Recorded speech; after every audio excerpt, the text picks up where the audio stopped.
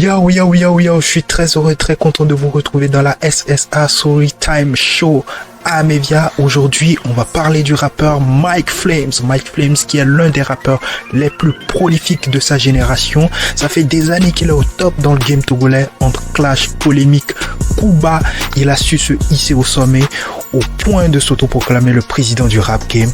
D'où est-il parti? Quels sont les ingrédients de son succès? On décrypte tout ça dans la SSA.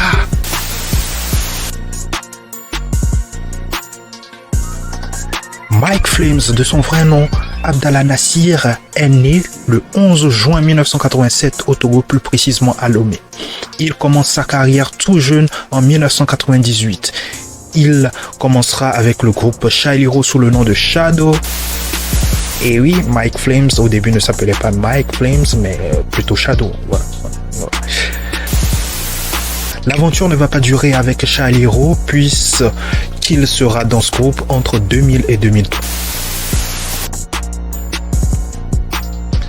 Entre 2004 et 2005, il sera repéré par le groupe WZP qui lui fera signer un contrat.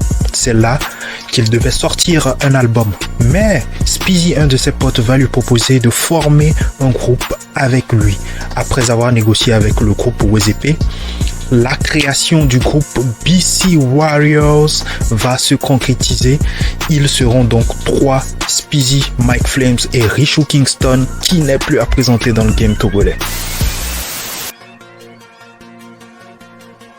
Entre 2009 et 2010, Speezy va décider de former un autre groupe avec Collins, la SBO. Parce que entre temps il y avait un autre groupe de rap avant que Speezy ne parte, un autre groupe de rap qui avait été aussi formé, qui était composé de la crème du rap game en ce moment. Il y avait Speezy, il y avait Prince Mo, il y avait Collins lui-même, il y avait Mr. Coroness, plein d'autres rappeurs, Willy Baby. Le départ de Speezy complique donc les choses pour Mike. Il se retrouve seul, sans sous, sans soutien, au carrefour entre la musique et les études, au point où sa famille lui dira: Mike, bouge du pays, va à New York pour faire tes études. C'est là qu'un de ses amis, Rikemo, rentre en contact avec lui pour une collaboration. Ce qui sera décisif pour lui dans son choix entre la musique et les études. Mike décide donc de choisir la musique à la grande surprise de ses parents. Mike Flames va donc intégrer le label Par Mobile Entertainment avec Rikemo, Kang the Dreamer. Ainsi, Mike va enchaîner des hits, dont le hit qui va confirmer sa suprématie sur le game togolais, président du rap game.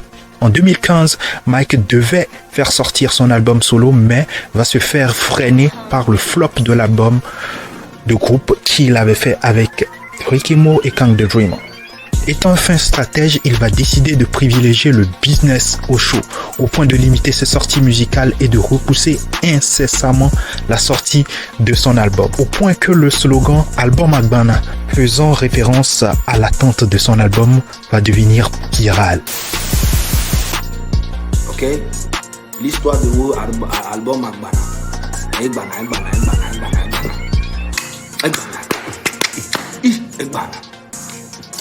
Egbana, Azien Benia, Egbana, Atupaya, Egbana, Fabrizia, Egbana, Faria, Egbana. Ce qui fera de son album le plus attendu du game togolais. Entre crise politique en 2018, Covid en 2020, je peux vous assurer que l'attente de cet album va être prolongée.